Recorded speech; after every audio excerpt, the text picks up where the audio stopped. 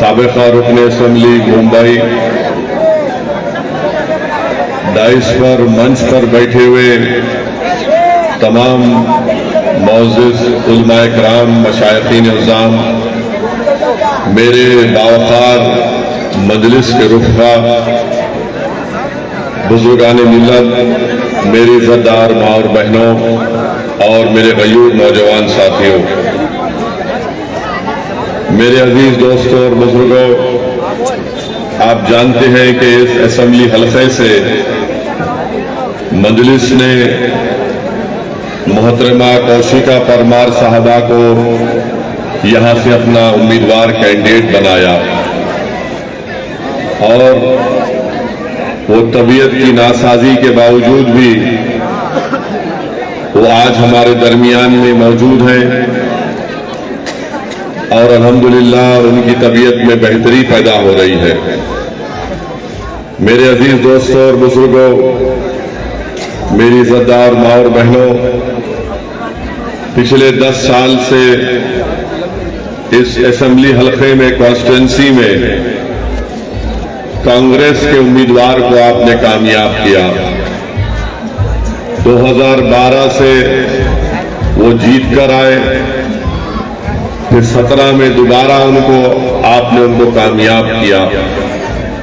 10 साल में दानी लिमड़ा विधानसभा में कोई डेवलपमेंट का काम नहीं हुआ, कोई विकास का काम नहीं हुआ और आप जानते हैं कि आपकी इस असेंबली हल्के में एक तिराना एक जगह है जहां पर पूरे अहमदाबाद का कचरा लाकर डाल दिया जाता है और अब वो कचरा इतना बड़ा हो गया कि 75 फीट का एक पहाड़ के तौर पर बन गया है।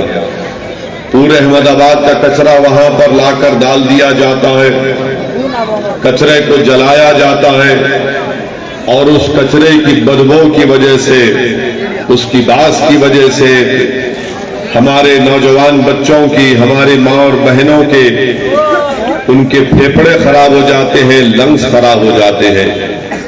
जो 10 साल से यहां पर आपका वोट लेकर कामयाब होता रहा और 27 साल से भाजपा की सरकार है, इन दोनों ने दानी लिमड़ा आवाम की भलाई के लिए जिस जगह पर लाकर कचरे को डाला जाता है उसको खत्म नहीं कर पाए, तो कैसे भाजपा और कांग्रेस आपसे वोट का मुतालबा कर सकती है।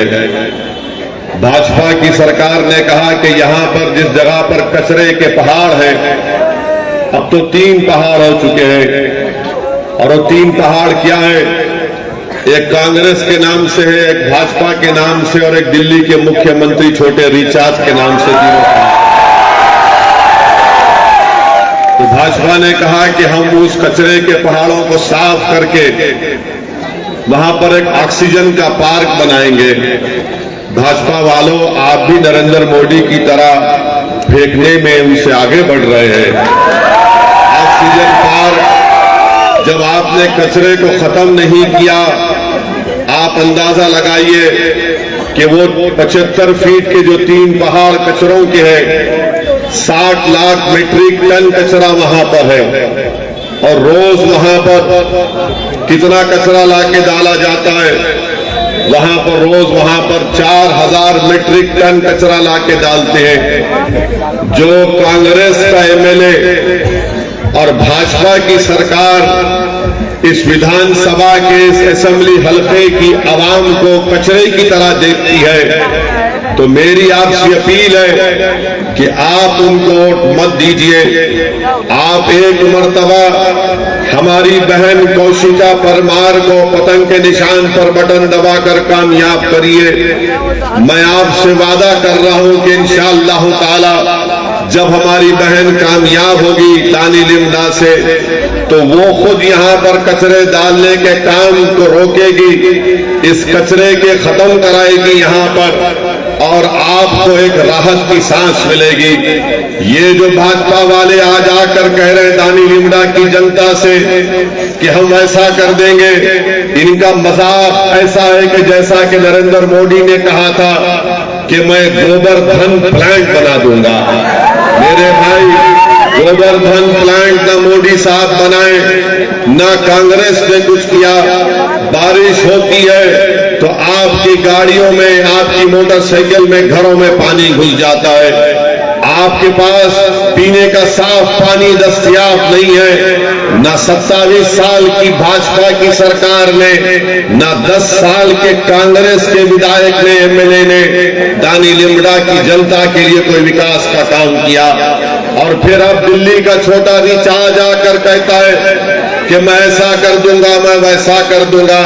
मैं आपको बता रहा हूं इस दिल्ली की पार्टी के छोटे रिचार्ज के बारे में। दिल्ली में एक इलाका है ओखला, आप गूगल करके देख लीजिए इंटरनेट पर जाकर। उस ओखला के इलाके में भी इसी तरह के कचरे को लाकर डाला जाता है। क्यों कचरा लाकर डाला जाता है? इसलिए कि उस इलाके में अल्पसंख्यक समाज, मुसलमान और दलित रहते हैं। तो यहां पर भी वही हाल है, दिल्ली के ओखला में भी वही हाल है। और आप याद रखिए, ये जो छोटा रिचार्ज की पार्टी है, ये बड़ी दावे और झूठ बोलने में माहिर है कि हम ये गारंटी कार्ड। मेरे अजीज दोस्तों और बुजुर्गों, जब कोविड चल रहा था तो कोविड के दौरान दिल्ली में, पूरे देश में सबसे पहले अगर किसी ने तबलीगी जमात पर झूठा इल्जाम लगाया तो यही छोटा रिचार्ज की पार्टी थी जिसने तबलीगी जमात को सुपर स्प्रेडर का झूठा नाम दिया। और अदालत में जब मुकदमा गया तो अदालत ने उन तमाम मुकदमों को खारिज कर दिया। जब CAA का कानून भारत की पार्लियामेंट में लाया गया था, आप लोग गवाह हैं कि भारत की लोकसभा में असदुद्दीन ओवैसी ने CAA कानून को मोदी की आंखों में आंखें डालकर कहा ये काला कानून है, हम इसको नहीं मानते। मैंने उस कानून को फाड़ दिया। आप जानते हैं, मैं आपको याद दिला रहा हूं कि क्या आप CAA कानून को पसंद करते हैं? वो CAA का कानून हमको हमारे से शहरियत छीन लेगा। वो आपसे कहेगा कि दानी लिमडा के लोगों, लाओ हमको लाकर दिखाओ, तुम्हारे दादा का बर्थ सर्टिफिकेट दिखाओ, नहीं तो तुमको मशकूक करार दिया जाएगा। आप पार्लियामेंट का रिकॉर्ड उठाकर देख लो, यही नाम आम आदमी पार्टी है। इन्होंने CAA कानून की तायीद की थी, इन्होंने तायीद की थी, मोदी के इस काले कानून की तायीद की थी। आज दानी लिमडा हो या फिर मुख्तलिफ इलाकों में आकर झूठी बातें करते हैं कि गारंटी कार्ड। पूछिए उनसे, जब आपके दरमियान में आकर कहेंगे कि हमको वोट दे दो, उनसे पूछो, बताओ बिल्किस बानो पर तुम्हारी क्या राय है? तो बोलेंगे नहीं, हम बिल्किस के बारे में नहीं बात करेंगे। क्यों नहीं बात करेंगे? क्या बिल्किस हमारी बेटी नहीं है? क्या बिल्किस गुजरात की बेटी नहीं है? क्या बिल्किस भारत की बेटी नहीं है जिसको जालिमों ने उसकी अस्मत रेजी की, उसका रेप किया? और कब रेप किया बिल्किस का? जब बिल्किस 6 महीने की हामिला प्रेग्नेंट थी, एक मां के सामने उसकी 3 साल की बेटी को कत्ल कर दिया गया। एक बेटी के सामने उसकी मां की को रेप करके उसका कत्ल कर दिया गया। आज भाजपा बिल्किस के रेप करने वालों को, उसकी बेटी और मां के कातिलों को मोदी और अमित शाह उनको छोड़ देते हैं। और ये छोटा रिचार्ज की पार्टी अपनी जबान पर बिल्किस का नाम नहीं लेना चाहती है। क्यों नाम नहीं लेना चाहते तुम? अरे जब जालिम जुल्म करता है तो जालिम को जालिम बोलेंगे, मजलूम को इंसाफ नहीं दिलाएंगे तो फिर तुम किस बुनियाद पर, कौन सा हक लेकर तुम दानी लिमडा और इस इलाके में आकर वोट की भीख मांग रहे हो? हम आज के जलसे में आपके दरमियान में खड़े होकर कह रहे हैं कि बिल्किस बिल्किस से नाइंसाफी हुई। ना भाजपा बिल्किस का नाम लेती है, ना कांग्रेस बिल्किस का नाम लेती है, और ना छोटा रिचार्ज की पार्टी वाले बिल्किस का नाम लेते हैं। मेरी दानी लिमड़ा की जनता से अपील है कि आप मंजलिस की हमारी कैंडिडेट को कौशिका परमार को वोट दीजिए, एक मर्तबा और दीजिए।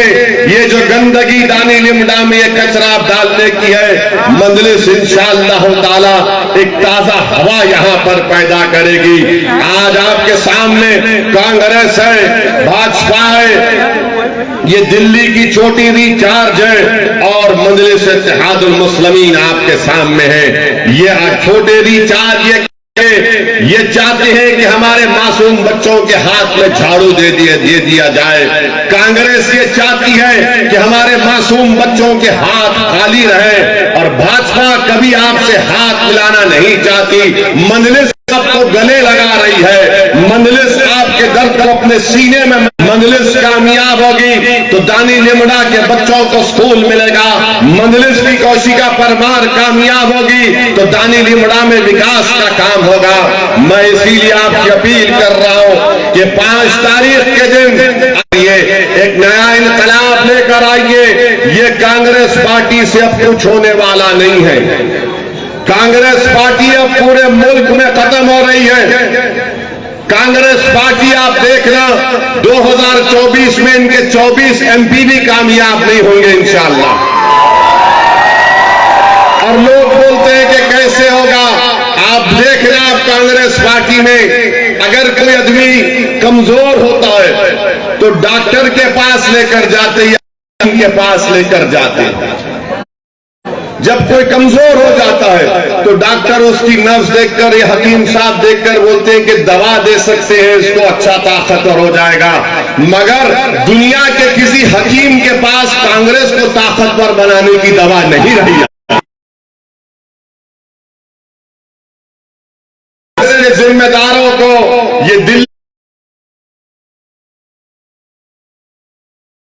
के छोटा रिचार्ज की पार्टी के लोगों को, भाजपा के लोगों को कहना चाह रहा हूं कि मंजलिस गुजरात में आ चुकी है, अब जाने का नाम नहीं है, यहीं पर रहेंगे, आपकी बात करेंगे, खिलाफ एहतजाज करेंगे। मेरी आप तमाम से अपील है कि अपने वोट को जाय होने मत दीजिए। और याद रखिए, अगर आप अपना वोट जाय करेंगे, और आपका वोट कैसे जाय होगा, अगर आप कांग्रेस को वोट देंगे तो भाजपा को फायदा होगा। अगर आप दिल्ली के छोटे रिचार्ज की पार्टी को वोट देंगे तो भाजपा को फायदा होगा। अगर आप दानी लिमड़ा की जनता का फायदा कराना चाहते हैं तो मेरी आप तमाम से अपील है कि हमारी इस उम्मीदवार को, कौशिका परमार को कामयाब करिए। इसको गुजरात की विधानसभा में भी जाइए ताकि ये जाकर आपके मसाइल को हल करवा सके। 10 साल कांग्रेस का एक लंबा वक्त आपने दे दिया।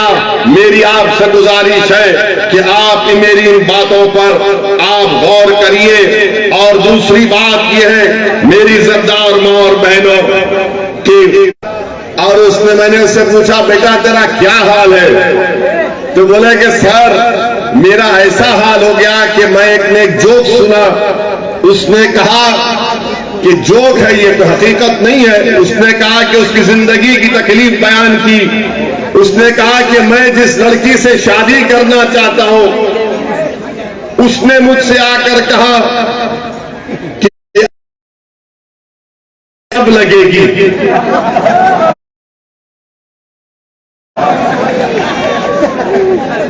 उसने आकर उससे कहा कि आपकी सरकारी नौकरी कब लगेगी? पप्पा लड़का ढूंढ रहे हैं, पप्पा लड़का ढूंढ रहे हैं। अगर किसी को यानी 2 करोड़ से 10 लाख पर आ गए आप। कहीं गुजरात के चुनाव में कहा था 2014 में प्रधानमंत्री बनने से पहले कि बाहर इसके बैंकों से पैसा आ जाएगा, ब्लैक रात को बनाया। आप मालूम नौजवानों में बेरोजगारी, गुजरात में 13% नौजवान बेरोजगार है।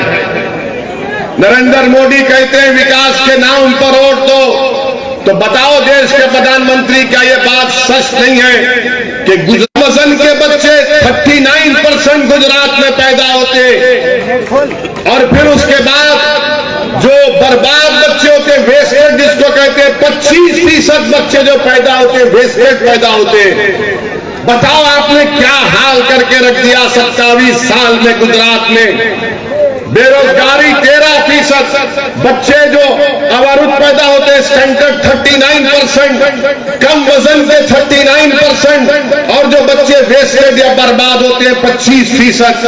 आप बताइए क्या किया भाजपा ने गुजरात में। और मैं चैलेंज के साथ कर रहा हूं, कह रहा हूं, नरेंद्र मोदी क्या कहते हैं, आपने सुना होगा भारत के प्रधानमंत्री कि मेरे पास ड्रोन है। ड्रोन मालूम क्या होता आपको? एक ऐसा उड़ता, उस पर कैमरा ऊपर से देखता। तो बीजेपी के मिनिस्टर कहेगा ड्रोन। अगर ड्रोन है मोदी जी, तो जमालपुर की 723 फैक्ट्रियां बंद पड़ी हुई है, कहां गया आपका ड्रोन? कोई ड्रोन वोन नहीं है। लंबा छोड़ दो, एक डाल दो बाउंसर, किसको क्या बोलना रहा है। 10 साल एक सियासतदान की जिंदगी में लंबा अरसा होता है। मैं भी एमपी हूं हैदराबाद का, हमारे कॉर्पोरेटर भी आए हैं, आप पूछना उनसे। मैंने आज से 1-2 महीने पहले अपने क्षेत्र में 102 करोड़ का खाली एक फ्लाईओवर ब्रिज में बनाया हूं। 102 करोड़ का खाली फ्लाईओवर ब्रिज बनाया हूं। मेरे क्षेत्र में कारवान असेंबली हल्का है, खाली एक असेंबली हल्के में मैंने 290 करोड़ का ड्रेनेज का काम चल रहा है। 290 करोड़ का।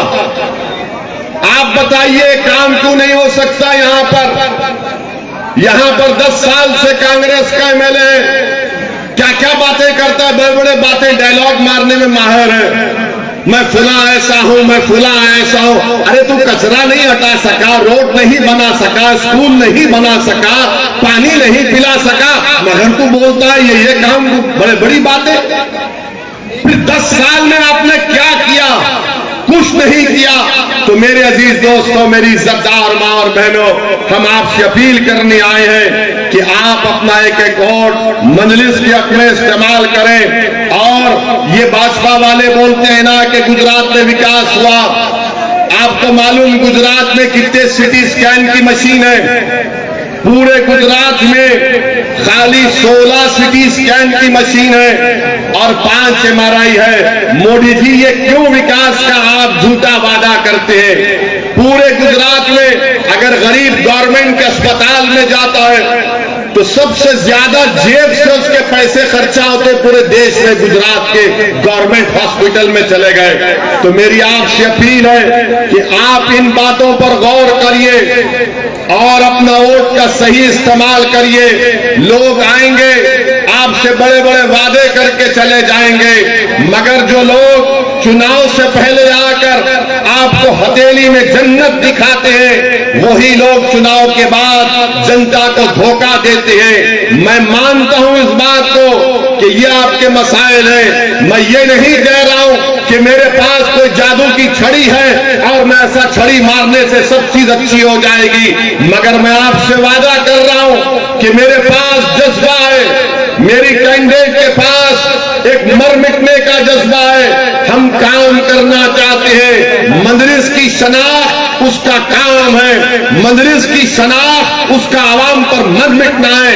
मजलिस की शनाख्त आवाम के लिए कुर्बानी देना है। मजलिस का काम उसका पहचान है। तो मेरी आपसे तमाम से अपील है कि खास तौर से हमारी इज्जतदार मां और बहनों से कि अपने वोट तो जाय होने मत दीजिए। मैं नौजवानों से अपील कर रहा हूं कि आप 5 दिसंबर के दिन सुबह के अवलीन वक्तों में अपने घर से निकलिए, अपने वोट का इस्तेमाल करिए, अपने माँ बाप को लेकर जाइए और 5 दिसंबर के दिन इन आसमानों में दली निंदा के सिवाय पतंग के कोई चीज नजर नहीं आना चाहिए। मैदानी लिमड़ा के मैं हमारे दानी निमड़ा के हमारे दलित भाइयों से भी कहना चाह रहा हूं, पूछो ये कांग्रेस के कैंडिडेट से कि क्या वो ईडब्ल्यूएस रिजर्वेशन का हामी है। पूछो ये आम आदमी पार्टी से कि ईडब्ल्यूएस रिजर्वेशन की तायीद करते हैं नहीं करते हैं। ईडब्ल्यूएस रिजर्वेशन याद रखो मेरे दलित भाइयों, मेरे आदिवासी भाइयों, और जो अम्बेडकर से मोहब्बत करते हैं, जो भारत के संविधान से मोहब्बत करते हैं, ये ईडब्ल्यूएस रिजर्वेशन मुस्तकबिल में तमाम दलित और आदिवासी ओबीसी रिजर्वेशन को खत्म करके रख देगा। इसकी तायीद कांग्रेस पार्टी कर रही है, भाजपा कर रही है, ये दिल्ली की छोटा रिचार्ज की पार्टी कर रही है। तो मेरी आपसे अपील है कि आप मुत्तहिदा तौर पर एक होकर अपने वोट का इस्तेमाल करिए और मजलिस-ए-इत्तेहादुल मुस्लिमीन को कामयाब करिए। डरने और घबराने की जरूरत नहीं है। मैं आपसे वादा कर रहा हूं कि मैं पहली मर्तबा यहां पर नहीं आया हूं गुजरात को। जब 2002 के फसादात चल रहे थे तो मैं हैदराबाद से 50 लाख की दवाओं के साथ 20 डॉक्टरों को लेकर आया था। शालम की दरगाह में हम लोग रुकते थे, वहां पर हमने कैंप चलाया, वटवा में चलाया, जुल्हापुरा में चलाया, शायद इस इलाके में आए थे या नहीं आए थे मुझे नहीं मालूम, मगर हम गुजरात को आए हैं। मैं आपको वादा कर रहा हूं कि मैं सिर्फ चुनाव के तक गुजरात को नहीं आया हूं, अल्लाह जब तक मुझे जिंदा रखेगा मैं आता रहूंगा। मेरी सियासी जिंदगी अवाम के दरमियान में रही है, और जब मैं दुनिया से जाऊंगा कब्रस्तान को, किसी कब्रस्तान को मुझे नहीं मालूम, मैं तुम्हारे कंधों पर जाऊंगा, मगर जब तक अल्लाह जिंदा रखेगा मैं आपको इत्मीनान दिला रहा हूं कि जुल्म को मैं बर्दाश्त नहीं करता, जालिम से हाथ नहीं मिलाता। मैं किसी ताकतवर के आगे सर नहीं झुकाता। मैं आराम का था, मैं आराम का ही रहूंगा। मैं आपका खादिम हूं और आपके दरमियान में रहकर हम लड़ाई लड़ते हैं। मुझे कोई मंत्री संतरी बनने का